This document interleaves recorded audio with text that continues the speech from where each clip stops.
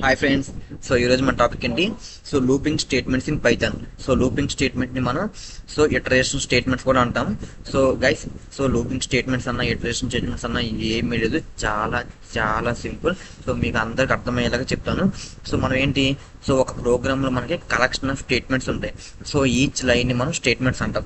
So మనం ఎప్పుడైనా సరే మన రిక్వైర్మెంట్స్ తగ్గట్టు, అంటే ఒక లైన్ని, అంటే ఒక స్టేట్మెంట్ని మల్టిపుల్ టైమ్స్ మనకి కావాలన్నా, లేకపోతే ఒక పర్టికులర్ టాస్క్ మల్టిపుల్ టైమ్స్ మనకి రిపీట్ అవ్వాలన్నా మనం లూప్స్ని ఉపయోగిస్తాం గైస్, ఓకేనా? సో లూప్స్లో మనకి టూ టైప్స్ ఆఫ్ లూప్స్ ఉన్నాయి. ఒకటి ఫర్ లూప్ అండ్ ఇంకోటి while loop, okay guys?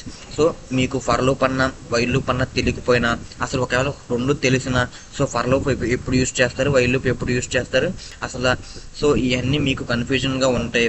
So నేను ఫుల్ లెంత్ వీడియో చేశాను సార్ గైస్, విత్ ఎగ్జాంపుల్స్తో. ఆ వీడియో అనేది కింద డిస్క్రిప్షన్లో మెన్షన్ చేశాను. సో ఫర్ లూప్ మీద ఎగ్జాంపుల్ చెప్పాను, వైల్ లూప్ మీద ఎగ్జాంపుల్ చెప్పాను. సో అసలు ఏది ఎప్పుడు యూజ్ చేయాలి, ఎప్పుడు ఏది యూజ్ చేస్తే మనకు వర్క్ అవుతుంది, అసలు మీకు ఫుల్ క్లారిటీ వచ్చింది guys. So go and watch. I hope మీ అందరికి అర్థమవుతుంది అనుకుంటున్నాను. సో మీ అందరికి అర్థమవుతే సో మన ఛానల్ సబ్స్క్రైబ్ చేయండి గైస్. సో మళ్ళీ వీడియోలో మళ్ళీ కలుద్దాం. So bye guys.